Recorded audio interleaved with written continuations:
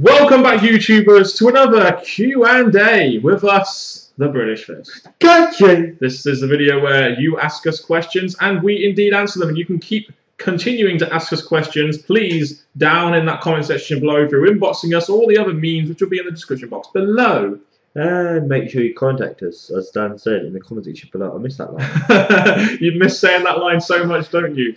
Anyway, let's go straight to the questions. Chris W. asked us a load of questions. Mr. Parkin, is there a superstar that you legitimately hate like NJ with his hatred towards John Cena? I don't think I hate him. Well, I never really liked Heath Slater, but I don't think I legitimately hate him as much as you hate John Cena. I don't think I could hate anyone as much as I hate John Cena, as much as you hate John Cena, I should say. Yes. Would WWE had turned Hulk Hogan heel if he never had the lawsuit incident and left to WCW, or would he have stayed face and become hated like Cena? Well, he probably would have stayed face and become hated like Cena, because I would never have saw Vince McMahon turning Hogan heel. I mean, WCW took a big risk because they kind of had to at the time because they were competing with WWE or WWF at the time, and it paid off. And sometimes risks pay off and sometimes they don't. With Hogan compared to Cena, I see Hogan's character, and Ben should have picked up on it, more easiest to change if he ever wanted to give Hogan a heel turn. So I'd say it would have happened back at that particular time of the WWF, WWE. I mean, there may have been a point where the character just got so stale that they would have had to have turned him heel, but did I actually see them ever doing it? Probably not, because he was quite popular at the time. Why are WWE booking their pay-per-view matches last minute as of late? I don't want to go online the day of the pay-per-view to find out they just booked a match they should have announced a week or two in advance. When was the last time a pay-per-view card was complete a week before the pay-per-view? Can't really remember. I think it's stupid as well. I don't see why they can't announce a match a week, at least a week or 2 weeks ahead of time, at least so it gives a chance for the go-home show to give it some build. I don't understand it. It's just because WWE changed their plans so much and do this and do that and don't really know what they're doing here and don't really know what they're doing with the mid-card, and then it just ends up like that. It's silly. The real ridiculous thing is that us, the viewers, the fans, can see the pay-per-view matches. They just don't get booked, and when they happen, we're like, why can't this been booked beforehand? Why would we care? If you didn't care enough to book it a week in advance on your show, why should we care to actually watch the match and be invested into the feud? It's a legitimate question, is it? Ask for when last time a pay-per-view card was complete a week before the pay-per-view. WrestleMania? It was WrestleMania. I don't know, but was there matches announced on the Go-Home show? I can't even really remember. SummerSlam? To be honest, I bet every pay-per-view at least have one match that's been thrown in there, or a match that should have been on the card, but should have been announced. Do you watch any TV shows on Comedy Central, such as South Park, Key and Peele? I've never heard of that. Reno 911, never heard of that. Tosh.0, I've never heard of that. South Park would be the one that I watch on Comedy Central. There are plenty of other things I watch on Comedy Central, like, 2.5 Men and things such as that aren't specifically there on Comedy Central, but they're just there, like Dave has everything in fucking England, doesn't he? Dave has every fucking thing. Comedy Central, for a brief period of time, I'm sure, had one of my favourite old comedies, Dexter, Becca, get those two mixed up, and also with, it had a slight of like 2.5 Men, yeah, those two. Indeed. Have you ever been to a live WWE and or TNA event when you were young, or recently? He has, I haven't. One of them, it was a live Raw here in the UK in Sheffield, and to be honest, it was such a great event. Kane won his match, Triple H won his match by beating Orton. It was brilliant. So you pretty much judged the match on the fact that your two favourites won. Not really. And John Cena wasn't really around at the time, so you didn't really have much to get pissed off about, did you? Nothing. And plus, I got my first wrestling shirt, but first of hundreds now. Yes. And yes, it was a good experience. I'm just gonna expand it to other arenas later on. Yes, indeed. Ambrose Freak 95. Who do you think is the best ring psychologist in WWE right now? That's a tough one. Daniel Bryan!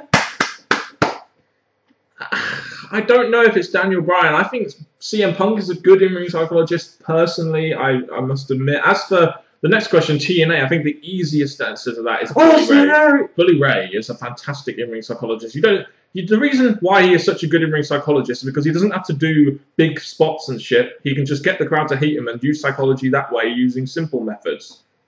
What about Austin Aries? I don't know. Why would you say Austin Aries is a good in-ring psychologist? I'm intrigued because I don't think Austin Aries is a good in-ring psychologist at all. Well, it's just that with him, like when he can come across like the CM Punk character. If they want him to be a heel, yeah, the fans still cheer him. That's the same with Punk. And when he's in the ring, stuff he does can get the crowd against him, for him. And I think if you put him in a match, like when you put him against Buddy Ray, he could do stuff to get you to either like him or go against him. True.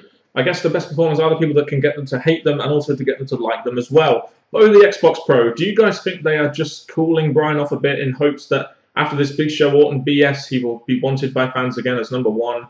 And then they went to Randy Orton versus John Cena at TLC, and who knows? Maybe they are going to have him win the Rumble. Maybe they will have him win the belt at WrestleMania. Who really knows? I don't think they will, but I mean, it's WrestleMania 30. It's a big WrestleMania. They did it at WrestleMania 20 with Chris Benoit. Sorry, Voldemort, or whatever you want to call him. So, I mean, who really knows? I mean, I don't think they will, but I had a slight feeling before they started teasing Triple H and Punk.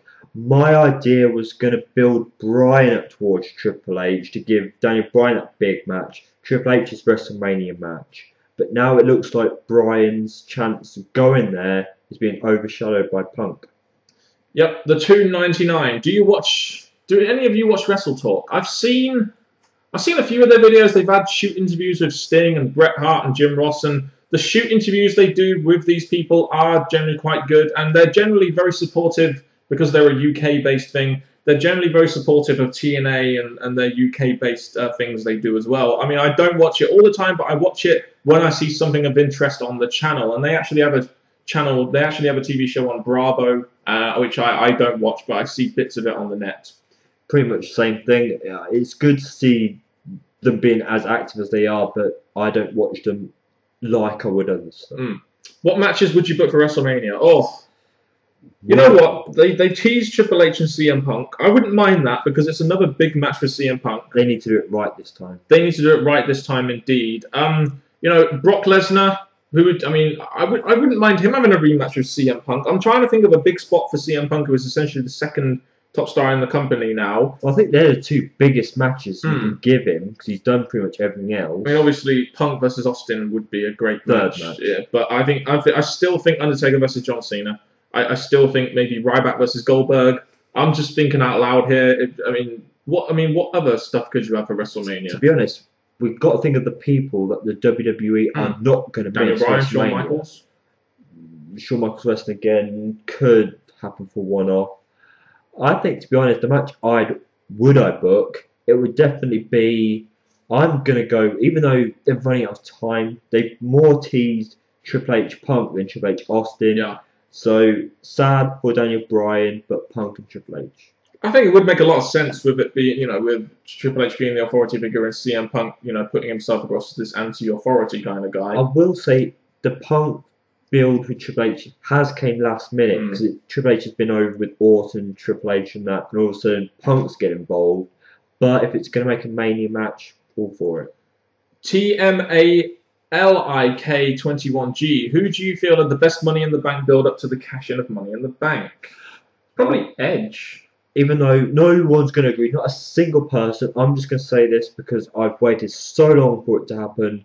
Kane's cash in. He beat that freaking Rey Mysterio, and I loved it because Rey Mysterio has beaten so many times. The question really was, who do you think had the best Money in the Bank build up to cash it in? I suppose if he cashed it on that night, and he was already a star in the WWE, so I guess you could say they did all the build up for 10 years before he cashed it in, and all that Undertaker stuff. Yeah, so I'll say that. But in all honesty, Edge being going to be the first and stuff. I think Edge was probably the one and only proper build-up, and it's the one that kind of made him into a star. Where really none of the others really did, apart from Miz at the time, and then he kind of faded off and is, doing the pre-show, king of pre-show. RFV089. Which wrestler do you think is more valuable for the WWE now than he was a year ago? That's interesting. Obviously, Cena's still going to be very valuable to WWE. A year ago, maybe last year, if you asked this question, I mean a bit more towards Punk. Punk had that injury. Yeah. He came back and built himself back up to be in an okay spot. I'll say Daniel Bryan because in 2012 he He wasn't that valuable, but then he became a bit more of a main event guy and got a bit more over and can sell a lot more merch, in my opinion. So I think Daniel Bryan is more valuable to the WWE now than he was a year ago, personally. I'm not really sure what other people would fall under that category, though. Not yet. I'll say I'm sticking with Punk because obviously he had that time out. He built himself to a secure spot in the main event-ish. And you say Daniel Bryan. Which wrestler do you think is overrated by the YWC? Oh, you could say CM Punk. You could say Daniel Bryan. Dolph Ziggler, I think, is slightly overrated in my opinion. He's never really going to be a big star, but just because he's good in the ring, it doesn't mean he's going to be a top guy in the WWE. As for TNA, I think... Do you think people... I don't know. People kind of overrate Austin Aries a little bit, even though he's a very, very good talent, in my opinion. Any others you think you can add to that list? There is one, but it's not personally my opinion, but I think TNA back it up almost, and people are going to hate me for this. Chris Sabin. Oh, fucking hell, Chris Sabin. How did I forget about Chris Sabin? Winning the World Heavyweight Championship.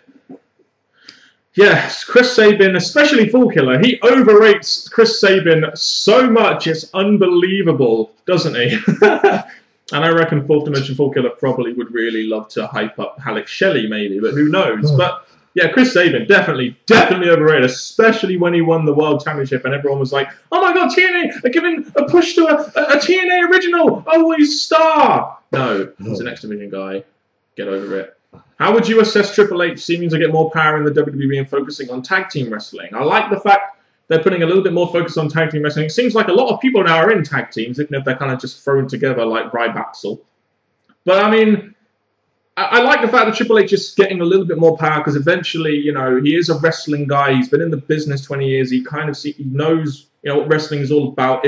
If NXT is anything to go by, then, and that is a very good show in my opinion, which more people need to watch, then hopefully Raw and SmackDown will become more like that. To be honest, the WWE definitely need to look at what Triple H is doing for NXT and how those wrestlers are getting great highlighted. They come up to the roster and doing okay for themselves. So I feel Triple H concentrating now on tag teams, which has been failing for some time.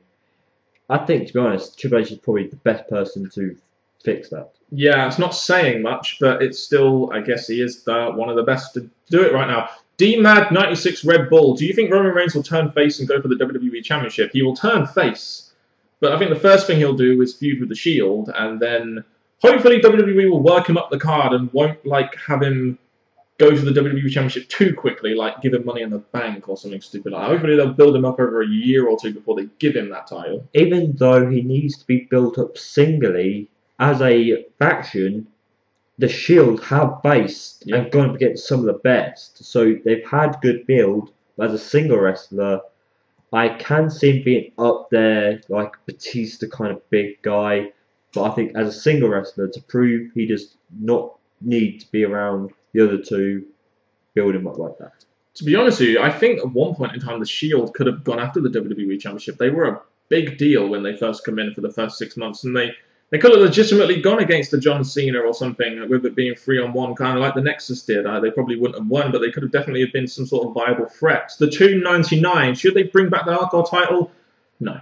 As much as that, the W can continue this non-writing, just throw it into the show and let it go wild. It would suit their lazy writing. Just give it a hardcore match and it'll be entertaining. Pretty much. So, no, but they probably... It's like at TLC. They had a no disqualification match between Miz and Kofi Kingston where not one weapon got involved.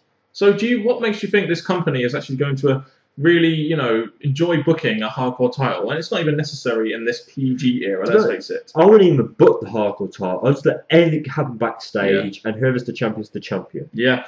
Do WWE get lazy when writing Raw when Cena is there? They get lazy in general. They've been very lazy lately because it's all about Cena and Orton, and they think nothing else matters. That's when the laziness kicks in.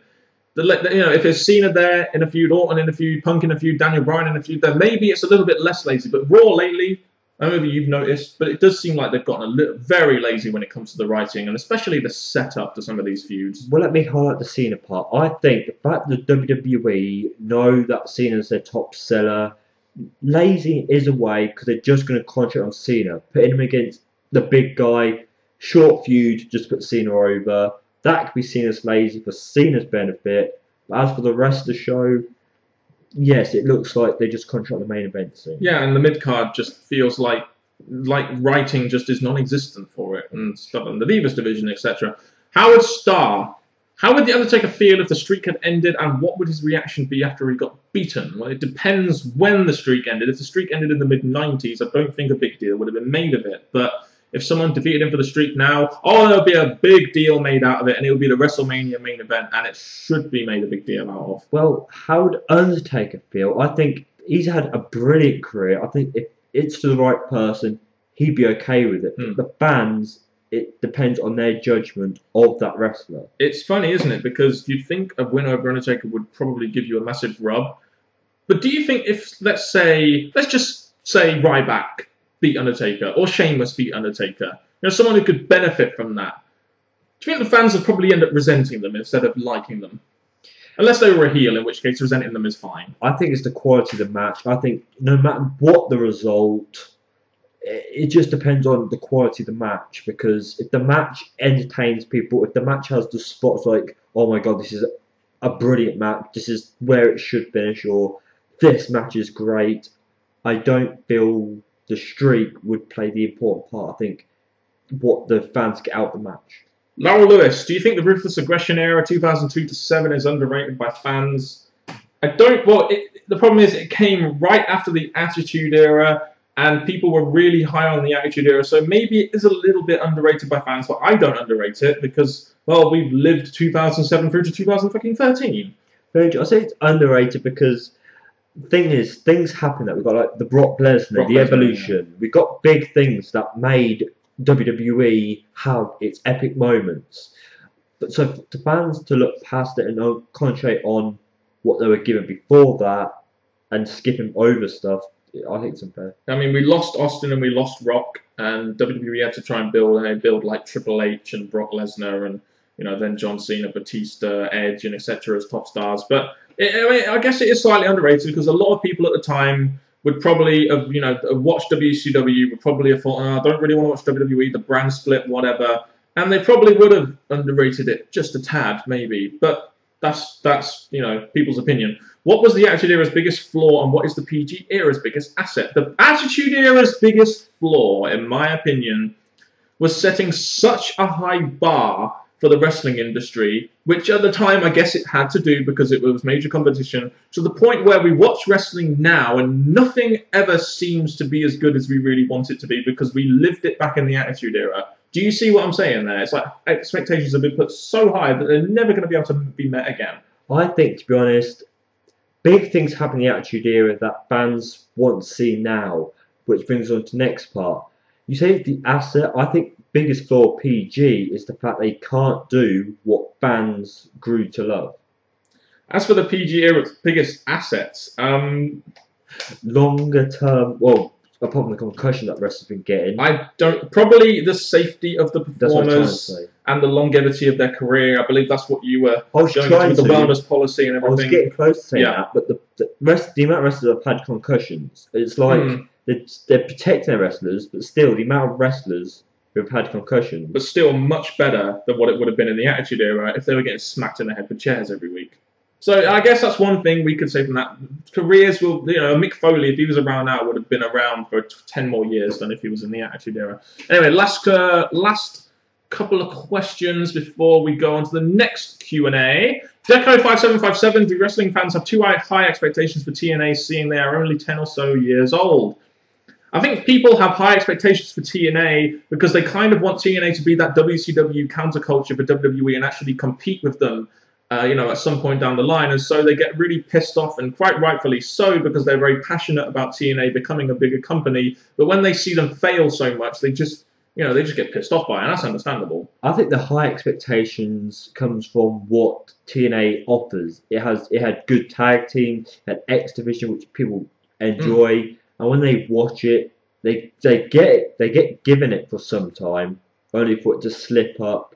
So the high expectations drop. Indeed, and so do the ratings as well, as we've seen lately in TNA. Anyway, that's been another Q&A for most of the British Fist. Ka-ching. Anyway, did you do What's Up earlier? I don't remember if you did or not.